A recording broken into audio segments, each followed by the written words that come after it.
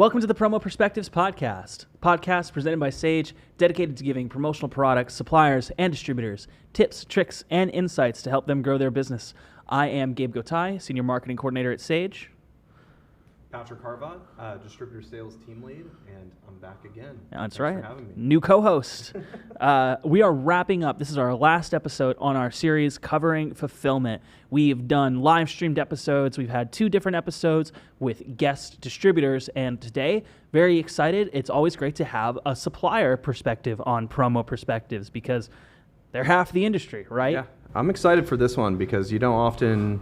you hear a lot, at least from Sage, on the distributor perspective. So I think getting especially a major supplier like S&S in here to just talk a little bit about not only the brands that they represent, but the process that they go through internally and some of the programs that they have that can benefit distributors so much. I think this is going to be a good one. Oh yeah, both in like the abstract, like just in the sense that getting an idea of how a supplier does it might give you insights on how you're going to operate, but also very literally, Nick's going to give us some examples of programs they have and his advice for distributors. Mm-hmm. All right. So like we just said, we're having Nick Marconi from S&S Activewear, also now combined with AlphaBroder. Yep. Which means they are a huge player in the apparel game. He's going to be talking about how they work as a brand house, how they handle fulfillment, and some programs. So we'll just let Nick introduce himself. Well, I'm Nick. I'm an inside sales account executive here with S&S. I've been with the company overall for going on 5 years. August will be 5 years for me here. Actually started in our Illinois warehouse. Did that for about 5-6 months. Then worked in our customer service department and did that for another 5-6 months and then joined the inside sales team. So it's been about 3.5 years on inside sales here at our headquarters office in the Chicago suburbs, and been loving it and still young in the industry, but have learned a lot, feel more and more seasoned as the time goes on, and really enjoying the industry. So we've always branded ourselves, and from before I got here, long time as the house of brands, the brand house, where we were able to offer a wide variety of brands for the market, from your basics to retail to fashion.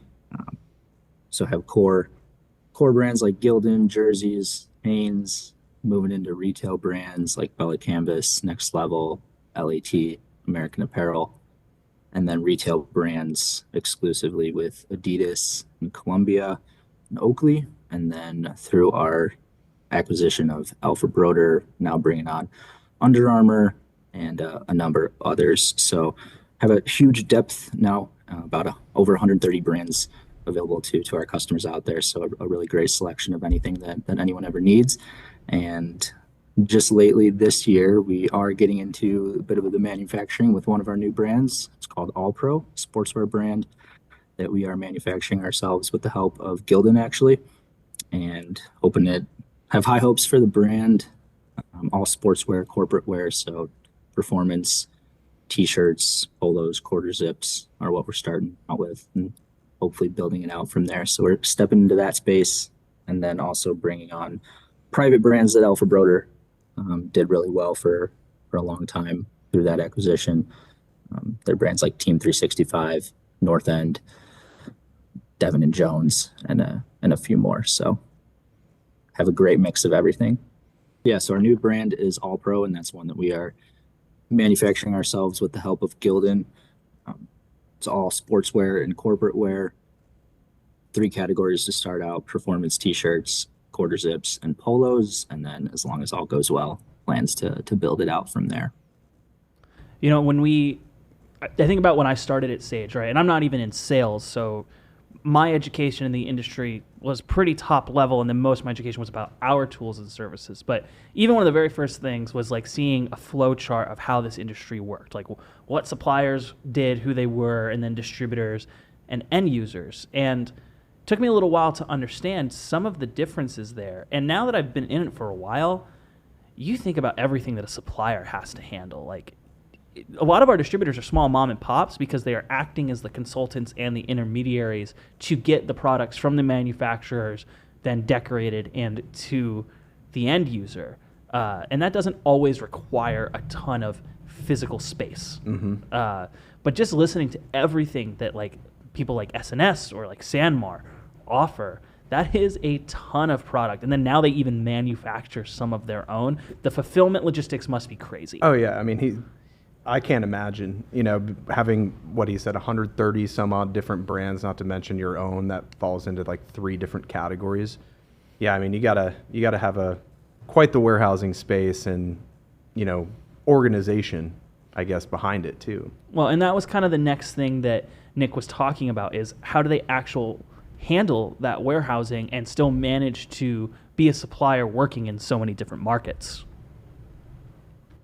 So we have a whole separate purchasing department, about 10 people or so, and they work with each person works with a number of our vendors. So Gildan, Bella Canvas, Adidas, everyone has those relationships to get our orders from those brands, forecast what we need, take info from sales and marketing, the overall plans of the brands that we want to sell the most, and build out our forecasting with each vendor to ensure that our stock levels are as good as possible for all of our customers' needs. So we have 8 warehouses across the U.S. that have been legacy S&S locations, and then through the acquisition of AlphaBroder, another 7 now available. So 15 warehouse locations for customers to order from, and we stock, main styles are stocked everywhere. So Gildan, Bella Canvas, Comfort Colors, brands like that are going to be available in just about every location, so everyone in the country can get them in a timely manner. Through all of the warehouses, we have 1 or 2 day delivery to 46 of the lower 48 states. Some areas in Montana and Wyoming are the only place that we can't get to yet, and hopefully we can in the future. But in terms of new stuff and how we stock that, initially starting out, our locations in Reno, Illinois, and Pennsylvania are our 3 biggest warehouses. So typically new brands will come in there first, and then based on how well they do, we will get them into all other locations in the future. And this is kind of the backbone of the industry in a way, right? Like, in a previous episode, we talked about how customers don't necessarily distributors to be like Amazon. And the reason behind that is that Amazon is not really an e-commerce company. They're a logistics company. And that is the role that these big suppliers are filling in our industry by having, their big hub locations and then dealing with all of the other warehouses. Yeah, that's a great point.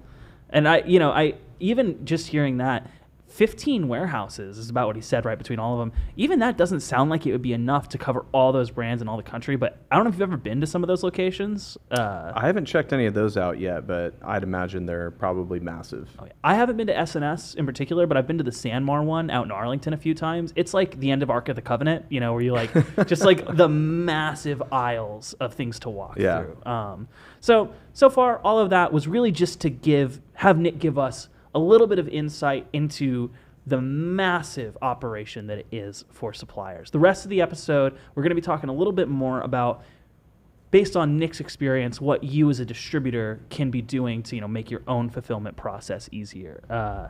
And Patrick, you and I talked about before the PSST program with Sanmar, and we learned that Nick and S&S, they have a very similar offering. It's almost identical type of offering. So, and many might not know about it. So an exciting thing that I know he talks about here is not only the benefits of their program, but potentially for the decorators here, how you might be able to get involved with that program. Yeah, so let's have Nick share that, and then we'll talk about it a little bit.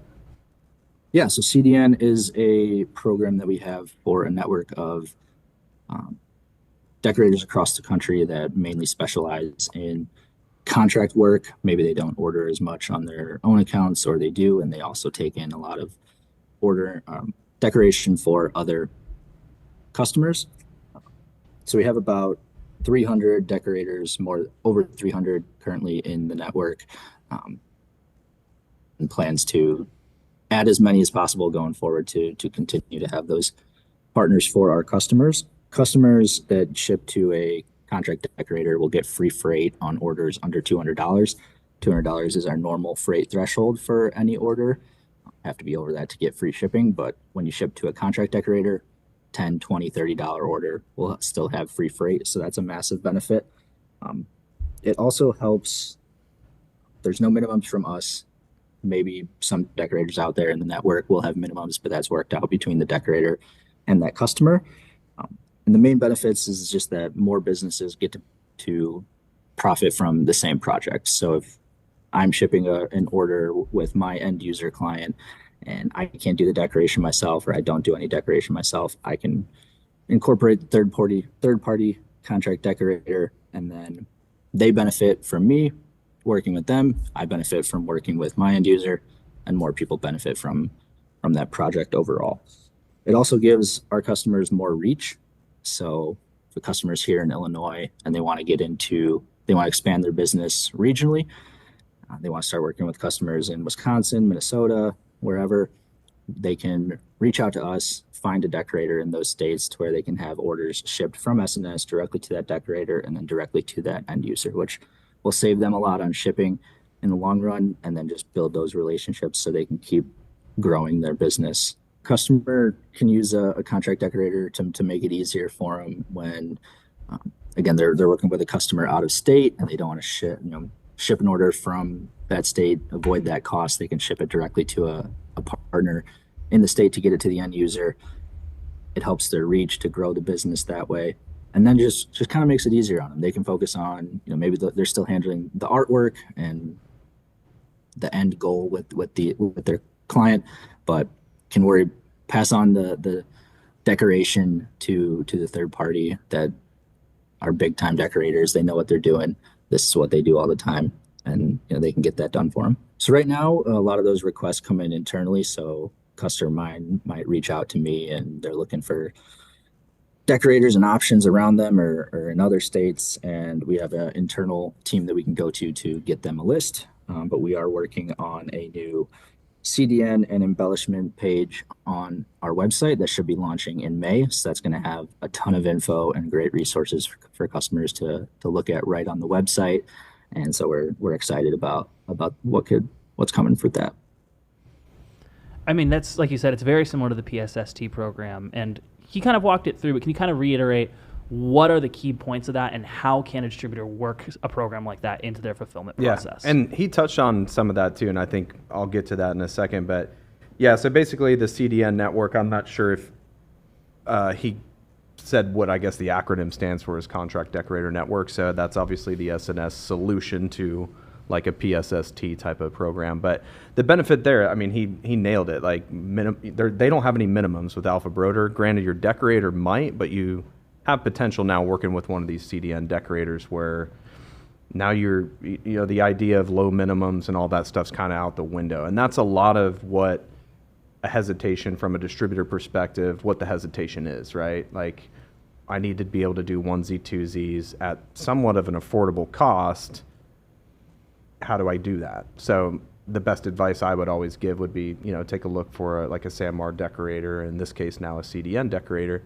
One point he really made, and I think kind of sort of reflects on the previous episode we did where Jack was talking about, I have a customer that might have locations all over the country.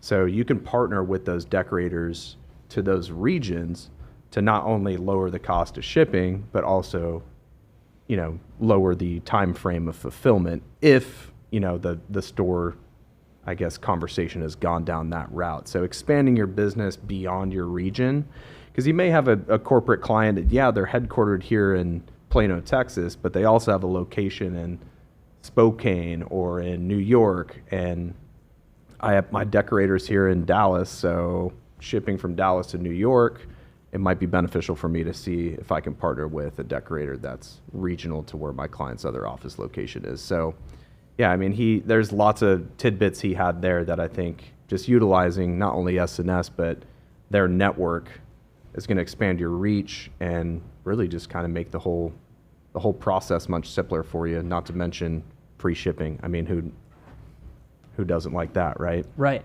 No, and that's something we'll talk about it later is kind of how by selling to your customers these large variety of products from one or two large suppliers makes that whole thing easier. And a lot of the store programs that we talked about in our previous episodes are meant for, let's gather all the information so we can place one big order after we get all the Sage store orders in, or let's gather that information beforehand so we can place that order and have the customer pay for it before. But you're not always going to be able to do that. Sometimes you're going to have those onesie twosies, and it's great to have a program like that. I mean, those $10-something minimums, that's just like a handful of shirts or a couple of hats, right? And compared to the normal minimums, which might be like 72 just to break that threshold.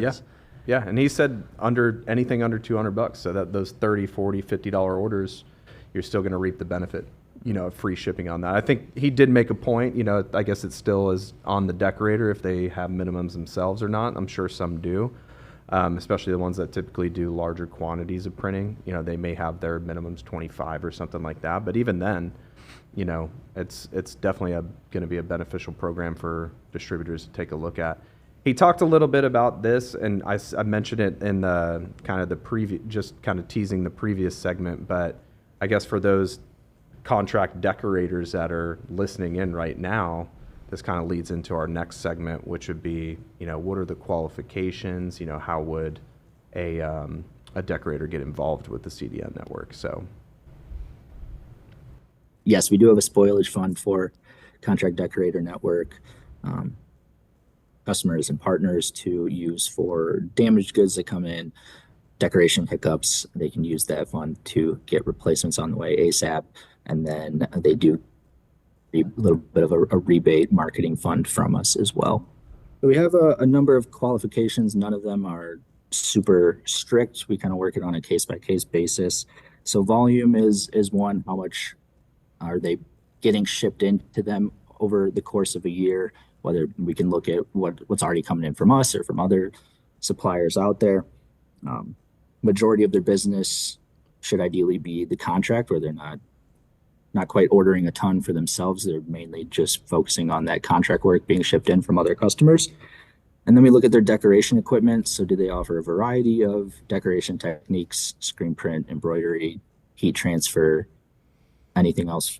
How big their facility is, how much can they take on, and then kind of location as well to see if they're a partner in a state where we maybe don't have contract decorators at the moment, then it could be a good fit to add someone to keep building that reach across the country. Yeah, so if you have a sales rep, definitely reach out to them and have that conversation about becoming one of our partners on the CDN. If you don't have a sales rep, our customer service team is here to help as well. So just reach out to us and we're happy to have that conversation. Well, earlier when I mentioned in my orientation at Sage and like that flow chart of how the industry works, decorators were kind of a weird one because they can lean kind of to the supplier or to the distributor side depending on specifically how they do it. So like Nick said, it'll depend a little bit on how you take your orders, but if you are a listener and you offer decoration services and you're not buying a lot of stuff for yourself to sell, you're mostly taking on contracts, definitely look into that. Reach out to S&S. Maybe reach out to Sanmar if you haven't already. See if you can be part of the PSST program. And if you're just a distributor who doesn't do any decorating, again, these programs are a great way to shore up some of those gaps in your fulfillment service. All right, so now moving on from some of S&S's particular programs, we were asking Nick, he works with a lot of distributors. He sees from a different angle what their fulfillment process is like, and we asked him if he had any tips or advice for distributors on how to make that process easier. Yeah, so I always encourage customers to get into as many kinds of offerings as possible. So if they're maybe only doing apparel, maybe look at hats, maybe look at accessories that they can add in just for added value to their end users. Maybe you can bundle a hat and a t-shirt and a towel or something all into one order to where then they get more out of it, more branding for whatever kind of end user it is, whether it's a school or a company. My customer benefits more from selling more to them, and then we benefit more from added orders and dollars as well. So always like to encourage a broad offering whenever possible and whenever they can. When it comes to specifics and specific kind of projects, whether it be team stores or corporate stores, that's where I kind of tailor it to getting a little more focused. I try to always find my customers a selection of styles that are in high inventory. We can get to them quickly and have the right fits, color, sizes, style for their end user. That can just be repeat classics. Almost don't even have to give it a thought. So for example, like it's high school baseball season. The high school has a spring baseball spirit wear store. You might tell my customer working with that school, let's focus on a couple items from All Pro, maybe a t-shirt, polo, a quarter zip for parents to wear, a couple hoodies. Independent trading is a great one there. A Toltex 202 t-shirt for a basic t-shirt that anyone can order and rock in the stands, and then maybe a hat. So 5-7 styles right there. They can put that into a store for the high school. It's easy and just makes everyone's life a little simpler there. A lot of my customers, they're ordering from Sanmar, they're ordering from other suppliers, and yes, I encourage people to utilize as many people as possible when it's not always just myself. It just gives them the flexibility to use things when they need it and they're not stuck in something. And then also gives me the opportunity to win that business back when needed, to help myself and continue to help S&S. But yeah, always encouraging them to find what works best for them. It's not always going to be through myself and S&S, but I'm always here when they need me. Well, and I think kind of one of the key points there too is like by offering that variety, you're not only making the fulfillment process a little easier because you're working with a big supplier like S&S, Alpha, Sanmar, where you can get that big variety and work with their programs to make the shipping and warehousing a lot easier, but you're providing a lot more value to your customer too, which is going to mean repeat business. And then if they're not already, on the stores, they become repeat customers, which become perfect opportunities to set up an online store. And they figured out what they like from previous orders. And over time, you strengthen those relationships and you make the fulfillment process easier. Yeah, I mean, I would agree. And I think a lot of it, too, is kind of familiarizing yourself with those variety of products. So, being able to offer jackets, offer shirts, polos, he mentioned some accessories like maybe sunglasses or bags and all that stuff.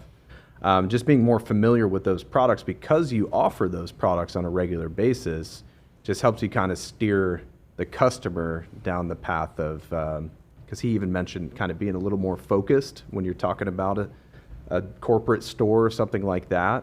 Oftentimes, the customer wants everything under the moon. So because you're familiar with all these different varieties and you have access to all these different varieties, you can now kind of steer them down the path of, I guess, best choice, best options. And to kind of build upon that, we asked him a little bit about samples and getting samples. And I think that's one thing distributors tend to miss too is, yeah, you have your suggestions, but if your customer is still stuck with having everything under the moon, getting samples and getting something you can feel, they can touch and feel, whether or not they want to make the decision to put that in the store still or not, that is up to them. But getting access to samples, and he kind of touches a little bit more on this. We can play that clip. Yeah. Yeah, so I always try to work with customers on samples to outfit their end user so they get an exact size run when it comes time to place the order. They know exactly what they need. Maybe they order a couple extras just in case there's any damages or hiccups in decoration. So I always try to do that first when the time allows and when the project is right to make everything smoother in the long run. We've actually kind of reworked our sample program. We're now offering specific kinds of discounts on our exclusive and owned brands. So that's our All Pro brand that I talked about before, and then AlphaBroder's brands that we brought on, like the Team 365, North End, Devin and Jones. So that those discounts are now available to customers that, maybe they don't have a sales rep, they can order that right through our customer service team. And then as for me and my customers, I have a quarterly sample budget that we work with. So anytime they need samples, they reach out to me, and discounts can be flexible at that time and can get them anything they need. So yeah, like Nick was saying there, and I'm sure S&S is not the only supplier that has a program like that makes it a little more financially feasible for the distributor to get samples in to make sure the customer is getting something they're going to like. And that's going to help the fulfillment process out in a lot of ways, from customer satisfaction to, repeat orders, right? Mm-hmm. Yeah, absolutely. I mean, at the end of the day, we talked about this before, you're the consultant behind it. And now at this point, I would probably say the expert behind it, whether you think you are or not, customer is going to view you like that, right? So, Well, and in another way too, besides just like being the expert in securing repeat business, think about what it does to your fulfillment process if you have to deal with returns. yeah. Like if a customer picks the cheapest items of all of the things you presented to them, because like you said, maybe they're a new customer, they're not sure what they want to do, they might pick that cheapest item and they might not like it. Right. But if you can go through a process like this, get the samples in, and get that discovery ahead of time, you're going to make it smoother, and it's just going to make everybody's life easier and help everybody, make a little more money, because that's what we're here to do, right? I would agree. All right. Well, I want to thank Nick for coming on and giving us some of the supplier perspective on that. This is going to be the end of our series of fulfillment. Patrick, thanks so much for coming on and sharing your Hey, expertise. I appreciate it. Again, thanks for having me.